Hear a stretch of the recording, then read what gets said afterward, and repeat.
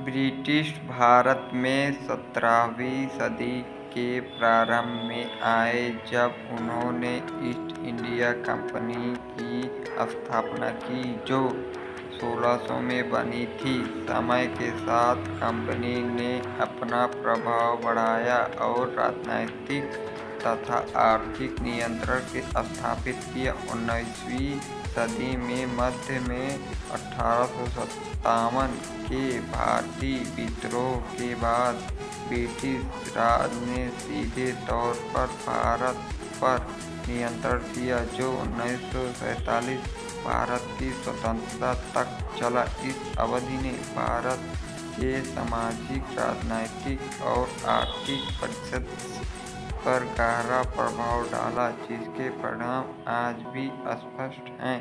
British ने भारत में आगमन 17वीं सदी में हुआ, जब उन्होंने व्यापार के लिए ईस्ट इंडिया कंपनी की स्थापना की। धीरे धीरे कंपनी ने राजनीतिक और आर्थिक अधिकारों को हासिल किया। 1857 में विद्रोह के बाद ब्रिटिश सरकार ने भारत पर नियंत्रण सीधे अपने हाथों से लिया। जिस ब्रिटिश राज ने कहा, यह 1947 तक चला, जब भारत ने स्वतंत्रता प्राप्त की। इस दौरान भारत की संस्कृति और समाज और अर्थव्यवस्था पर गहरा प्रभाव पड़ा। ब्रिटिश का भारत में प्रवेश 1600 में ईस्ट इंडिया कंपनी की स्थापना की साथ हुआ। शुरुआत व्यापारिक हितों के साथ हुई। भारत का प्रशासन अपने हाथ में लिया, जिससे ब्रिटिश राज की शुरुआत हुई। यह प्रशासन 1947 में भारत की स्वतंत्रता तक चला और इस दौरान भारत की सामाजिक, सांस्कृतिक और आर्थिक रचना में कई बदलाव आए। ब्रिटिश का भारत में आगमन 17वीं सदी में हुआ, जब उन्होंने व्यापार के लिए ईस्ट इंडिया कंपनी की स्थापना की। धीरे धीरे कंपनी ने राजनीतिक, आर्थिक अधिकारों को हासिल किया। 1957 विद्रोह के बाद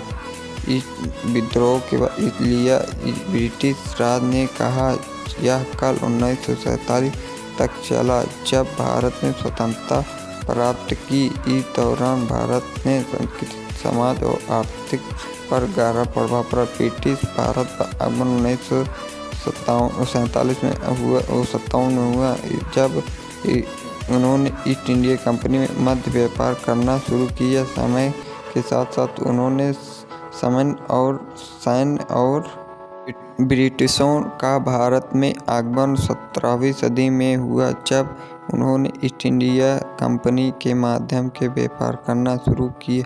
समय के साथ उन्होंने अपने सैन्य और राजनीतिक प्रभाव का विस्तार किया। 1857 के विद्रोह के बाद ब्रिटिश राज के भारत का प्रशासन सीधे अपने हाथों में ले लिया।